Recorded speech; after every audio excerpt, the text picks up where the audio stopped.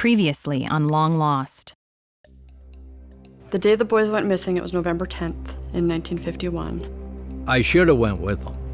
I know that. I mean, there's no way to get around that. I'd like to make a plea to all you people to help us find our boys. If you just look everywhere, no matter where it is, they're awful little to be out this long. I don't know what the thought process was on making that conclusion that they went to the river and they drowned in the river when nothing was found. You know, you can't look at a mom who's lost 3 kids. You can't say no to that. The more I read into it and the more information that my partner and I found, we realized, okay, there's something to what she's saying here. There's something that's just not right. I'm Jack Elhai, and this is Long Lost, a new investigative history series from Twin Cities PBS.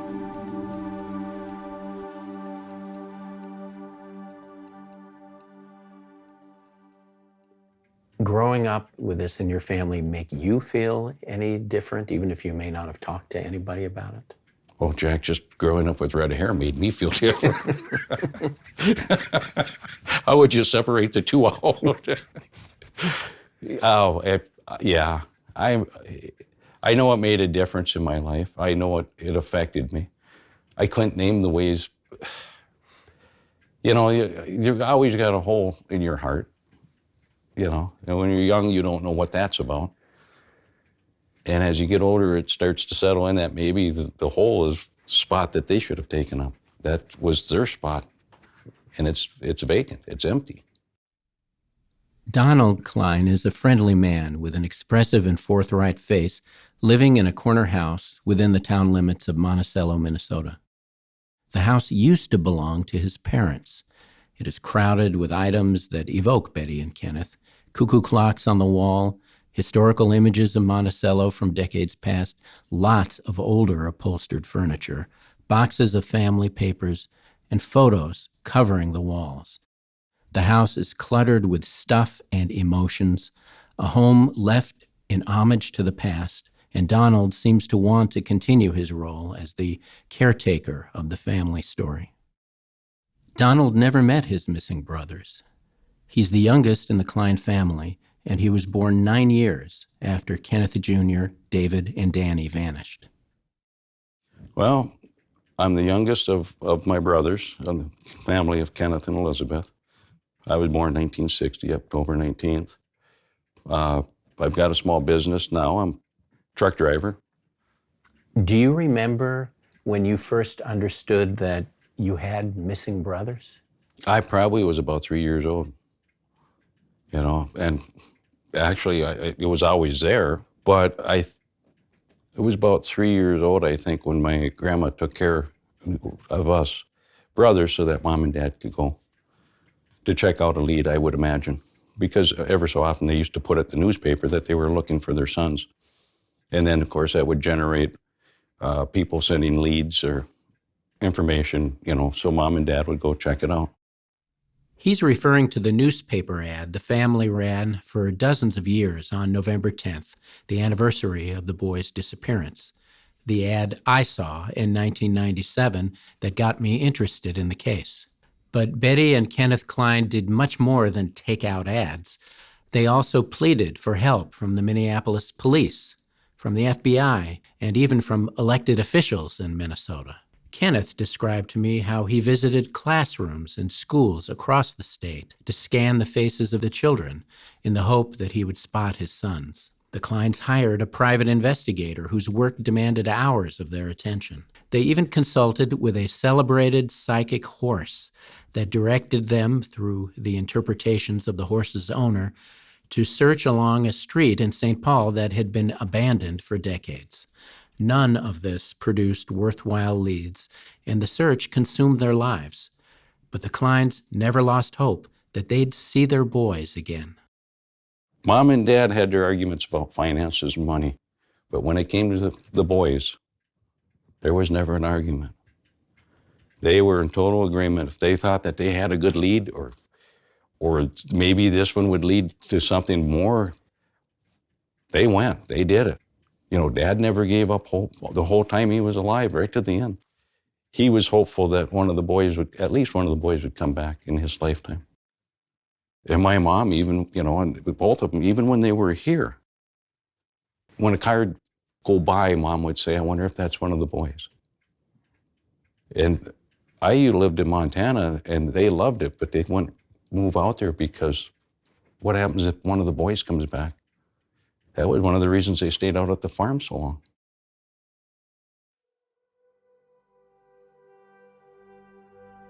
Jim Daniels, Betty Klein's much younger brother, could see how much the Kleins were shaping their lives around their search for the boys. He and others sometimes refer to the boy's father, Kenneth, as Bobby.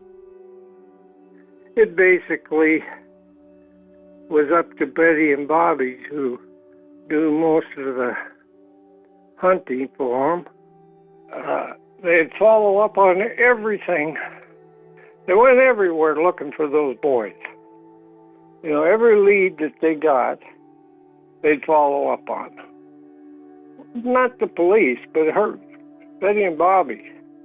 They spent a lot of money just traveling around looking for them. Every time they would hear a story or see something, their hopes would get up. They were just totally not the same. Always thinking about the three boys. I think the brothers are on their mind constantly during their lives. I remember my mom bought us land up north, up by Crosby. And one of the reasons why Dad and Mom never went up there with us together, one had to stay home, just in case. Of course, we didn't have cell phones, so somebody had to stay home. And that deprived us kids of what little, my dad was 43 years old when I was born, so he wasn't the youngest man in the world. But what little we could have done together, like fishing, where we could have enjoyed it, we didn't get to. So my mom and I went fishing. I think she bought my first shotgun for me and took me, drove me up there to go hunting with it. But again, Dad had to stay home. Somebody had to. And in your childhood memory, what did you imagine happened to them? I always believed that they were somewhere. They went off to play and somebody got them, but they were being brought up in nice homes and well taken care of, and maybe ended up with a better life than what even we had, better opportunities. Maybe they were taken into a wealthier family or something, I had a lot of time where I've sat and imagined where they were and what they did. That's the whole thing, traveling around the country like I did. I always looked at everybody because you don't know. When we talked to Gordon, he said something very similar to that he too imagined that they were somewhere else, and he hoped, leading a good life, and that he always searched people's faces too. Yeah. I think that was common in our family because we didn't know. It's one thing if you were brought up and you were told, well, your brothers were taken and we think they're gone, we think they were killed. Well, then you wouldn't have a reason to search faces. But you just search for bodies. But Mom and Dad were always optimistic. Mom always said she felt in her heart that they were still alive. Now, I can't argue what she felt.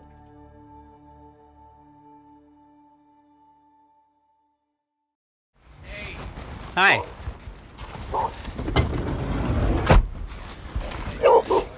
Good. Good to see you. When I spoke with Gordon, the oldest Klein brother, he was in his backyard, a beautiful spot with apple trees and a sunny patio. The cicadas were buzzing. His 4 dogs were loping around on the grass, and a gentle breeze blew.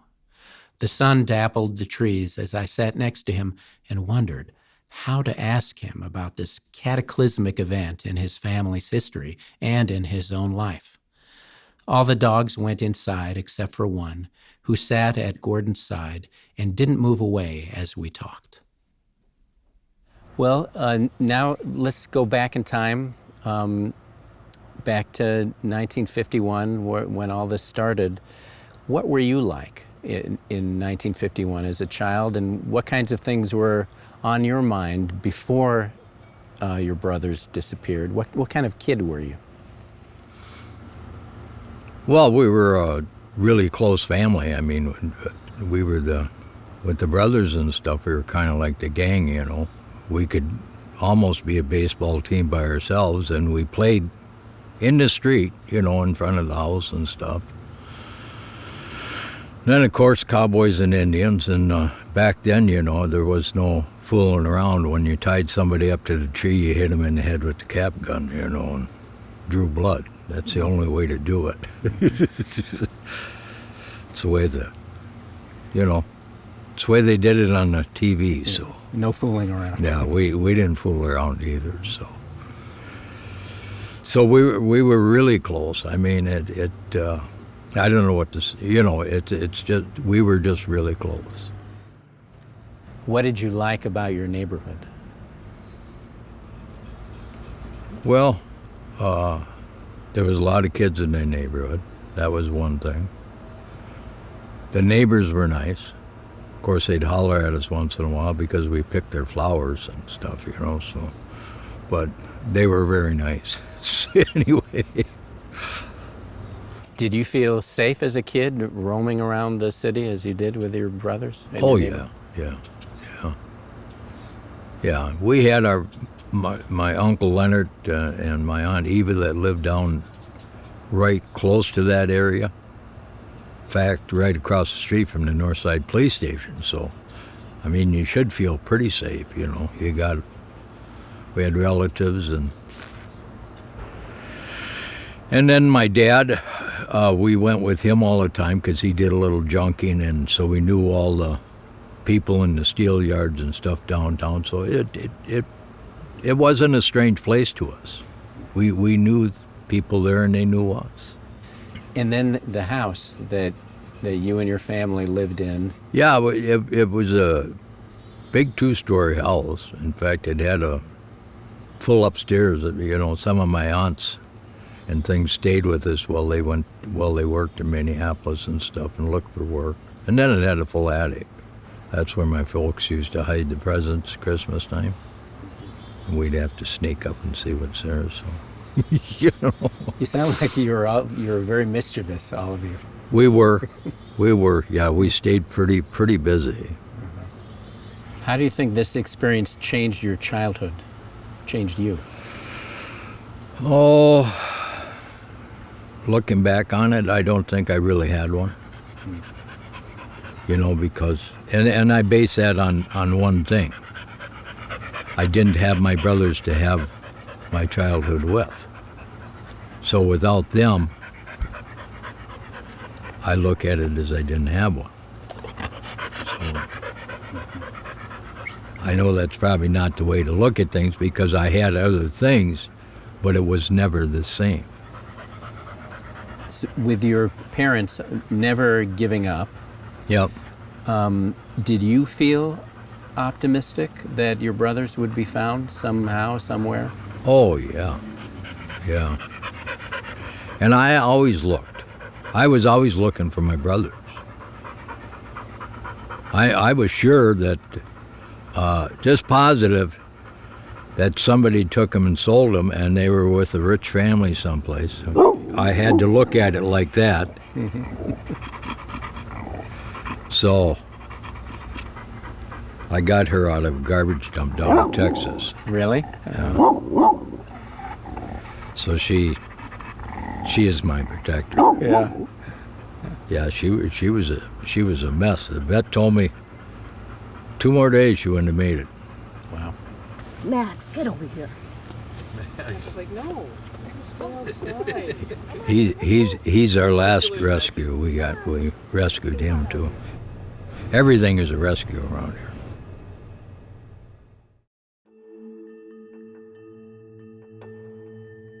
How did you find out that Deputy Miller was starting to look into things?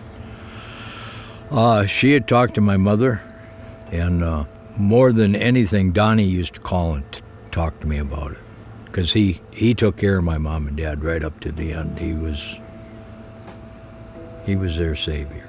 So, good kid.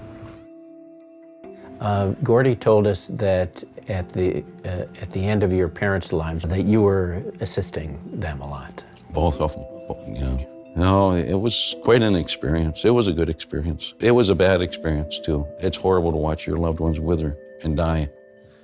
That's a horrible experience. And then to have them die unfulfilled.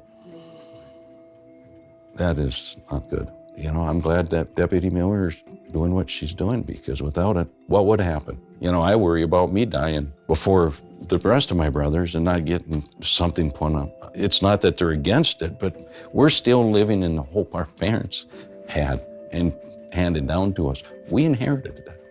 That's part of our heritage, our personal heritage.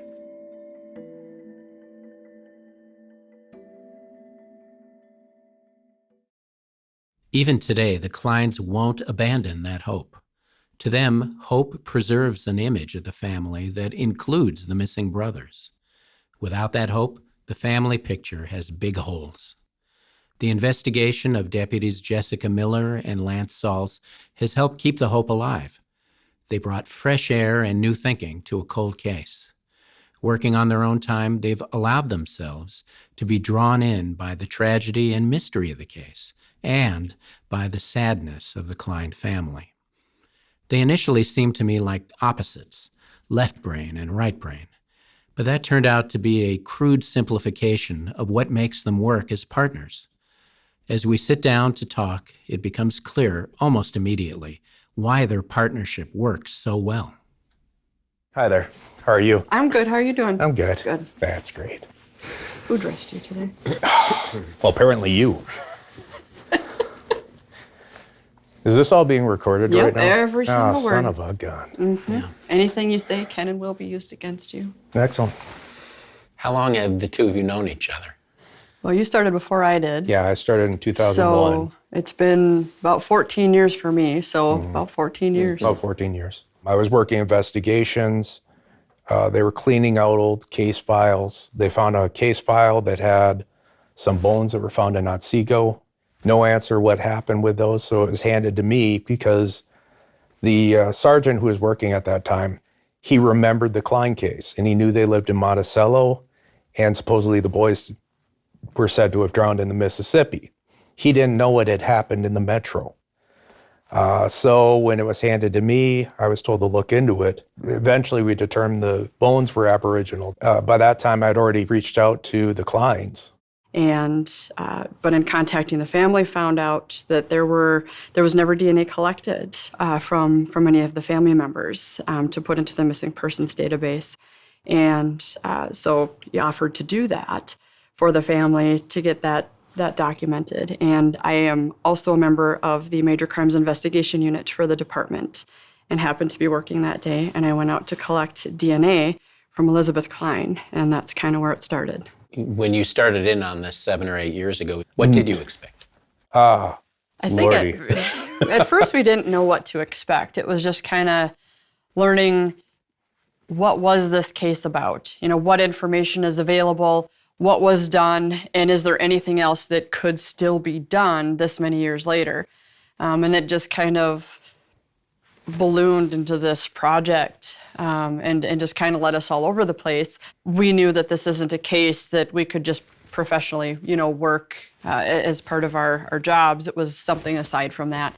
And so we came up with the plan that we were going to try to collect as much information as we could, talk to as many people as we could, do what we could, and put it into this package and hopefully pass it off to an entity or agency that could take it and move forward with it if there was something for them to move forward with. That was kind of our goal. So we have now collected DNA from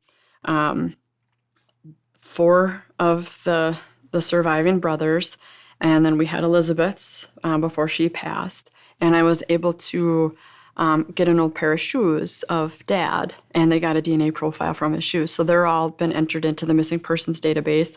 They are officially listed in NCIC as missing persons, as well as name us as missing persons.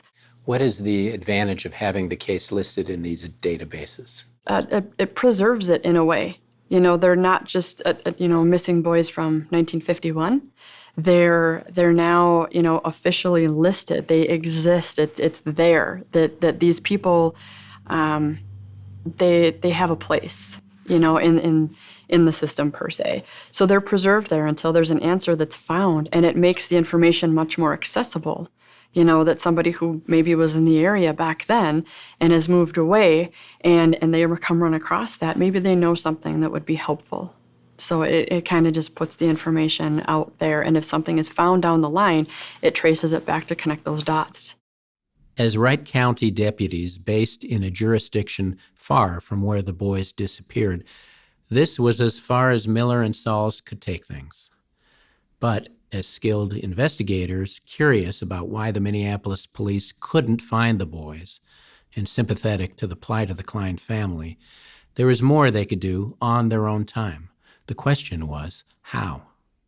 And this was one of the things that we kind of wrestled over too. We had to make sure when we were doing this and on our own time that our administration was aware of what we were doing, that it's a second job or something like that, but it is law enforcement related. And as long as we kept it separate from our work, we were fine. It's more like they looked at it as sort of an academic study. If it ever crossed a certain line, there could be some real problems. We had to be sure that we could not connect this to our sheriff's office, our employer. Just because if something is found later on down the road too, we don't want to be the ones that would cause the problems with the criminal investigation. How have your colleagues in Wright County viewed your hobby? Sometimes they think we're nuts because we've been working so long on a case that has such a low probability of being solved just because of the age of it, and we don't have a crime scene. We don't have the physical evidence to go with it. And we're relying on a lot of things from old reports and stuff, but also very, very intrigued by it. It's a very interesting case that's gone on for so long. So, they've been very supportive. How would you describe what the status of the case was before you took it up? Scattered. Yeah. Scattered and just lost everywhere. A trail of breadcrumbs. Yeah. And a lot of the stuff that we've gotten, he's been more on the research end, and finding stuff from way back when, spending the time at the Historical Society. And I can't think of a point where we ever really disagreed on anything, but it was more just bouncing things off of each other. What do you think would happen if we, went down this avenue? Or can you think of anything else that we could do here? And we think differently on a lot of that stuff. So I think that's what got us further, is we each had a little bit of a different view on it, and we were able to kind of play off of that and get to where we did. So he's a lot more patient and a lot better at digging that stuff up, the history part of it, than I am. And I'm more on the people side of it. So it actually works out really well. I never met Elizabeth. Everything I know about Elizabeth, I learned through Jess. So she's a lot more active than I am as far as the case goes, and in the family. Just spent enough time with her, and I kind of vicariously through her, I got to know Elizabeth, where you understood where she was coming from, and it was amazing how much effort and energy this person put just to make sure this case would not get lost. Could you clarify for us what the status of the case is? I would say the best description of it would be orphaned. The simple fact is that Minneapolis closed this in the 1950s without any compelling evidence by their policy. It's not politics even, it's policy. They can't just reopen it because it falls into Minneapolis PD's jurisdiction. It happened in Minneapolis, and so it would be a Minneapolis case. It would be under their jurisdiction or the state's jurisdiction. Other than the family moving into Wright County, that's kind of where our connection is. So in order to go about it the right way, it has to be owned, by an agency to go through the right processes. So we've kind of gotten the case open, but we're still pushing for those next steps. And has that been difficult up to this point? Yeah, in some ways it has been. It's a difficult case. There's not any physical evidence or scene, to kind of go on. So you have to rely on these reports and this information that's been collected over the last 67 years. So it requires time, which is hard to give. So it's a difficult thing to kind of get to the top of the list of things to do. And I think we'll get there with our persistence. It's just going to take some time.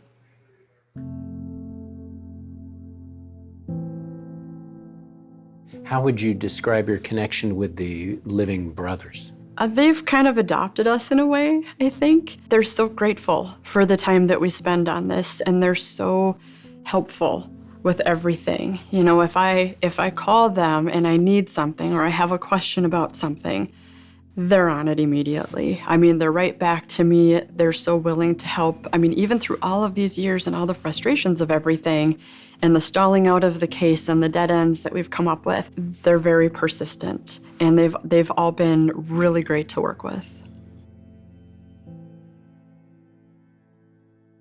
I thank God for her, because she jumped on it and she went with it and she took care of it. Were you present when Deputy Miller first met with your mother? I believe I was, yes. Do you remember anything about that meeting? Mom was very happy that somebody was taking interest in it. But Mom was also a little confused because here's somebody going to work on it that's in law enforcement from Wright County in their off-duty time. And it's under Minneapolis police jurisdiction. They wanted nothing to do with it. So Mom was a little confused by that. But she was very happy, and her and Jessica got along very well. Jessica's a very nice person. She's a easy person to talk to. She's got a great personality, and she's right down to earth. You don't feel intimidated. You know she's a deputy, but she doesn't stand there like she's got to wait and whack you with that deputy. I have a lot of respect for her. It's one of those cases, I think, that you have more of a personal connection with. It's something that we do on our own time, and being involved in the case for this long, and you get to know the family and have those connections with them, it carries a lot of weight with you. It's a responsibility. With that, I guess it's persistence does pay off.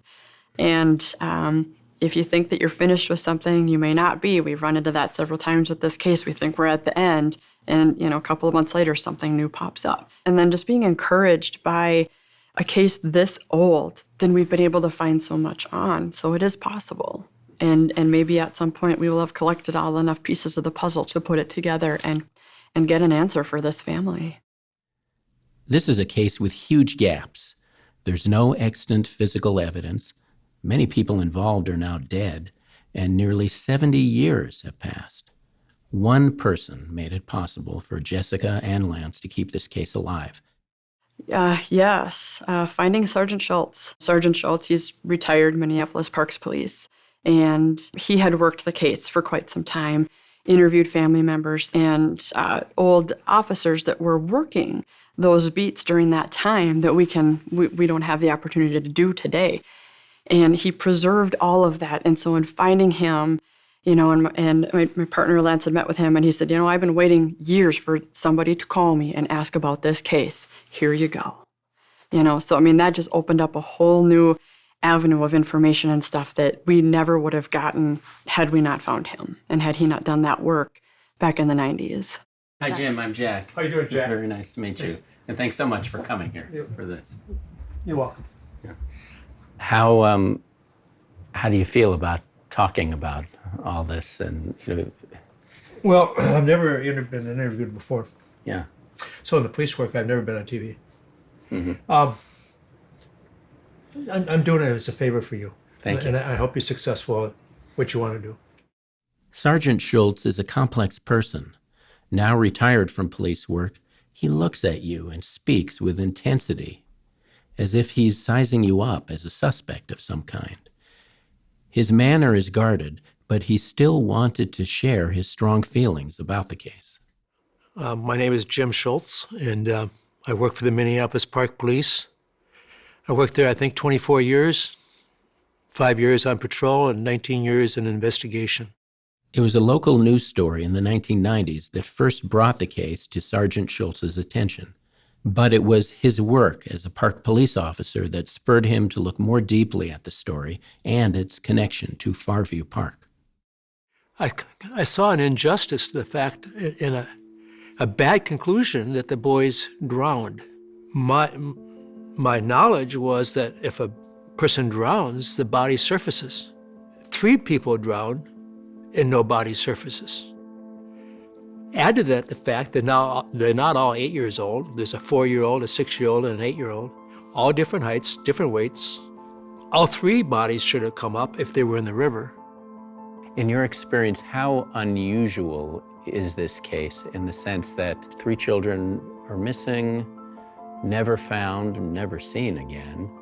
Police have come to a conclusion which makes them close the case, but then the family keeps looking. It's highly unusual. I think the family is hoping somebody else will look. And it's unusual that 3 people, 3 children disappear, and the conclusion made by the police is faulty. We know they were not in the river. At least I know. I've come to the conclusion, I am 100% certain they're not in the river. I'd bet my house on it. It's highly unusual police would make that grievous a mistake. If it happened today, they would not close this case for 20 years. They keep looking. When I first covered this case in 1998, the mystery of what happened to the boys was vast. The central question was, if they didn't drown in the river, then what? Jessica and Lance, with the work done by Jim Schultz, have focused that question into a series of possible answers. And for the first time in almost 70 years, there is a list of suspects in the case of the missing Klein brothers. On the next episode of Long Lost. One of the great things you were able to do is develop a list of suspects, which hadn't happened before. Yeah, we have quite a list of suspects. It's hard to rule people out at this point. Of course, I interviewed the parents. It's pretty standard that, well, maybe the parents were responsible or knew something they hadn't told the police yet. I've always kind of thought it was somebody that worked at Fairview Park that was involved in it. Both our number 1 and number 2 suspects knew the boys. They were around in that area. They would have been people that they would have been used to seeing and probably had some trust in, and so could have gone off with them somewhere.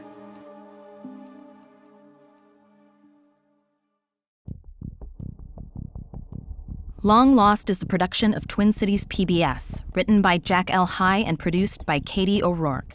Original music by Robert L. High. Audio engineering by Terry Gray. Additional sound by Eric Poggle, Joe Demko, and Johnny Hagan. Managing Director Brendan Heenahan. Executive Producer Daniel Pierce Bergen. Production Manager Ted Hink, and Production Coordinator Ann Guttridge. Special thanks to the Minnesota Historical Society and KSTP Archives, and the University of Minnesota Press, publisher of Jack L. High's new book about the Klein case, The Lost Brothers.